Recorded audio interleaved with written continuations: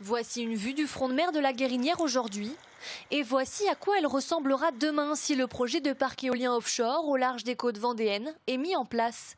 Depuis 2014, la société éolienne en mer Île-Dieu et Noirmoutier étudie la faisabilité du projet en vue de sa construction. Impact économique, touristique ou encore environnementaux, tout y passe.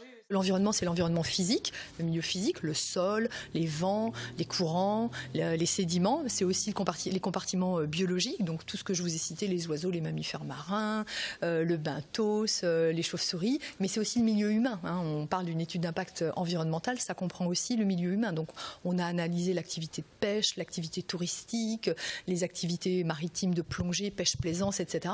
Mais ce sont surtout les animaux qui seront les plus exposés à ces aérogénérateurs de plus de 89 mètres de haut.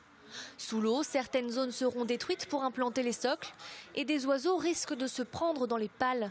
Alors pour compenser ces pertes, des mesures ont été anticipées. On a travaillé sur les orientations des lignes d'éoliennes pour les mettre parallèles aux axes de vol des oiseaux, pour faire en sorte que les oiseaux en vol soient moins perturbés. C'est un site sur lequel on a beaucoup d'espèces présentes à différentes périodes de l'année. Pour autant, on n'est pas sur un site avec une très très forte concentration, notamment d'oiseaux ou de mammifères marins. Donc c'est un parc éolien qui globalement ressort comme étant assez peu impactant, même si les expertises sont toujours... les analyses sont toujours en cours là-dessus.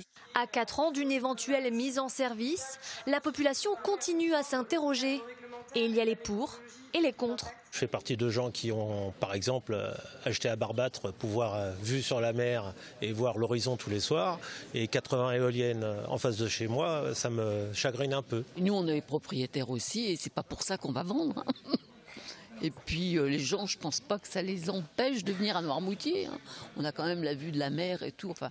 Ce projet nous fait un peu peur car il représente un véritable champ d'éoliennes à 16 km de l'île et nous craignons beaucoup pour l'impact sur l'environnement et aussi sur les aspects touristiques de cette île. C'est vrai qu'il y a du pour et du contre dans tous les problèmes, mais il n'y a aucune raison de ne pas commencer à s'orienter vers des énergies renouvelables. Ce projet n'est pour l'instant pas encore entériné et le dossier complet sera déposé le 3 juin prochain devant les services de l'État. La réponse définitive du lancement du projet sera annoncée fin 2018.